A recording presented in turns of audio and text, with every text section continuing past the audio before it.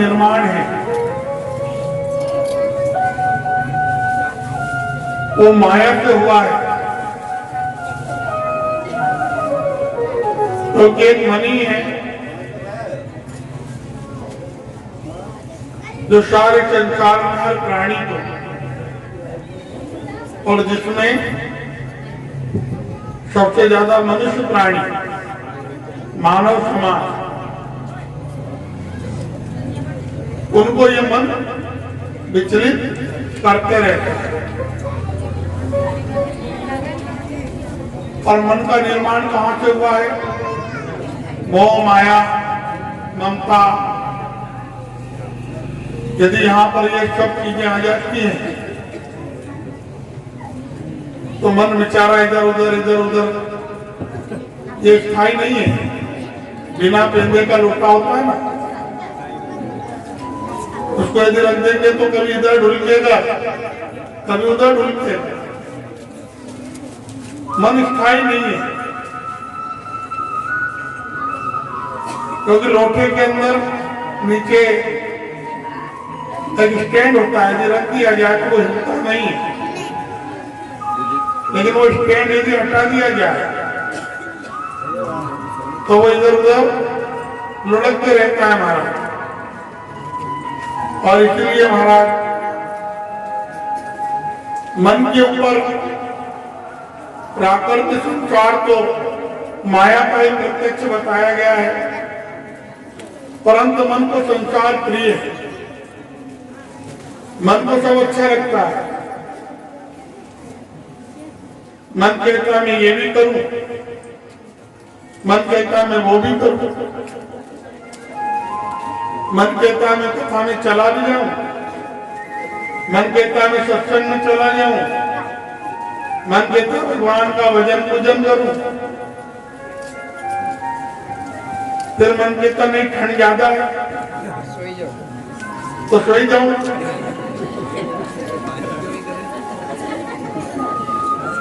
वही मन कहता है ना। पहले तो ये भी कहता कि चलो कथा में चले महाराज, लेकिन जरा पैर बाहर रखो, मन नहीं ठंड जाता है तो मन कहता नहीं सो जा, यहीं से सुन ले। मन ही सब है। और इसलिए संसार में मन के ऊपर बड़ा कथाओं में इसका हर जगह विवरण, चाहे वो राम कथा हो, श्रीमद् भागवत कथा हो, किसी संत महात्मा का लिखा हुआ कोई साहित्य हो, हर जगह मन के बारे में बहुत विश्लेषण किया गया है।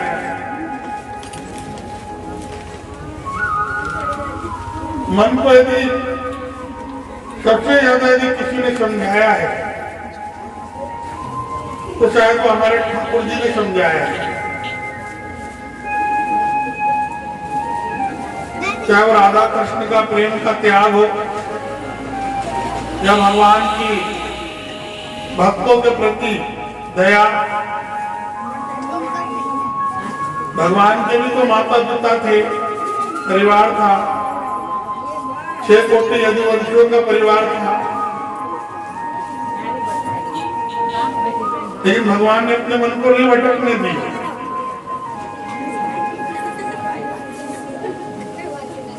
स्वयं भगवान के द्वारा ही इस संसार में अधर्म को खत्म करने के लिए,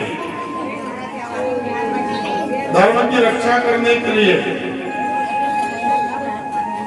और इसलिए महाराज महाभारत तक का युद्ध हुआ। 50 लाख सैनिक थे, 10 लोग आखिरी में उस युद्ध में बचे थे। अब भगवान यदि मन से यदि लगता कितना बड़ा युद्ध हो रहा है, कि सब मारे जाएंगे, लेकिन भगवान ने यहाँ पर मन को स्थायी रखा। धर्म की रक्षा करने के लिए अर्जुन से कहा कि बाण तो तुम्हें उठाना ही पड़ेगा, चाहे तुम्हारे संसार में तुम्हारे सामने परिवार हो, रिश्ता हो, भाई हो, गुरु हो, जो भी संसार के रिश्ते हैं वे सब इसी जन्म के हैं और अगले जन्म में और रिश्ते मिलेंगे।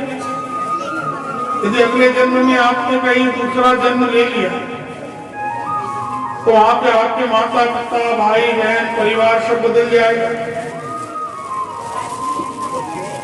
लेकिन सामने जो खड़ा हुआ है वो अधर्म है और अधर्म को खत्म करने के लिए,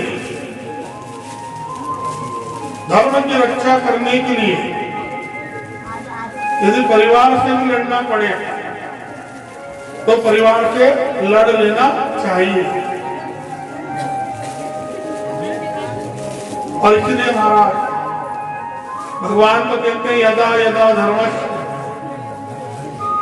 जब जब धर्म के ऊपर अत्याचार हुआ है तब तब मेरा इस संसार में जन्म हुआ है और होता रहेगा। और यही भगवान की स्वयं गीता की वाणी में सब भगवान ने उनके मुख से स्वयं गीता की वाणी कही है। संसार में मैं ही सच्चिदानंद स्वरूप हूं, मेरे बिना संसार में पत्ता नहीं हिलता है।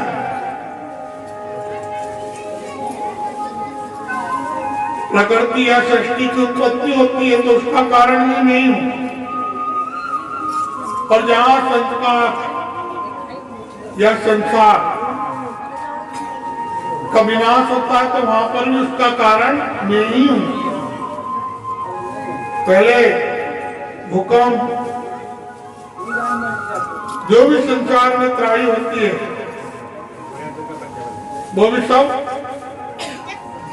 मेरी कृपा से संसार बनता है और मेरी कृपा से संसार खत्म भी होता है। लेकिन आपने, भगवान कहते हैं कि हमने दुख और सुख नहीं बनाया है। दुख सुख बनाने वाला कौन है? स्वयं मनुष्य। हमने तो सबको एक समान समझा, हमने कभी मन में विचार नहीं किया, सबसे प्रेम किया है। और वो प्रेम सिर्फ मनुष्य जाति नहीं, हमारे लिए तो 84 लाख योनियों में जो भी संसार में जीव है, जंतु है, थल में रहने वाले, आकाश में रहने वाले, पृथ्वी पर रहने वाले, ये सब कहीं ना कहीं मेरे संतान के समान ही है। मैंने सबको अपना समझा है,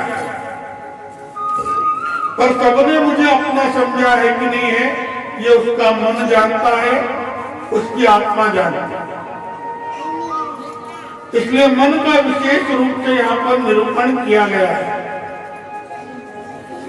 और मन ही है जो आपको कथा तक भी लेके आता है, और मन ही है जो आपको भक्ति में भी लगाता है, और मन ही है जो आपके कभी कभी शरीर को, आपकी आत्मा को भटकाने का काम भी करता है। इसलिए मन का नियंत्रण यहाँ पर बहुत बताया गया है। काम, क्रोध, मद, लोभ, ये भी सब मन के ऊपर ही है। यदि मन चाहेगा तो ये कुछ नहीं होगा, लेकिन मन बुद्धि को आदेश देगा कि तू क्रोध कर, तो वो क्रोध करेगा। मन आदेश करेगा आप हिंसा करो, तो आप हिंसा भी करोगे। मन आपको आदेश करेगा कि भोजन कर लूं, तो आप भोजन करेंगे। लेकिन जब तक मन नहीं होगा, जब तक आप भोजन भी नहीं करेंगे। मन के सामने हमेशा दो चीजें रहती हैं। मन बताता है, वो दोनों चीजें आपके सामने रखा है। एक तरफ पाप का पलड़ा है और एक तरफ पुण्य का पलड़ा है। अब आपको कौन से पलड़े में बैठना है,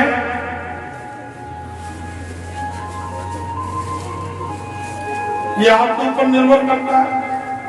मन को तो मालूम है, भागवत में जाएंगे तो कुछ पुण्य ही मिलेगा, लेकिन मन को यह भी मालूम है कि जहां परमात्मा की यदि कोई बुराई होती हो वहां जाके बैठेंगे तो पाप ही लगेगा।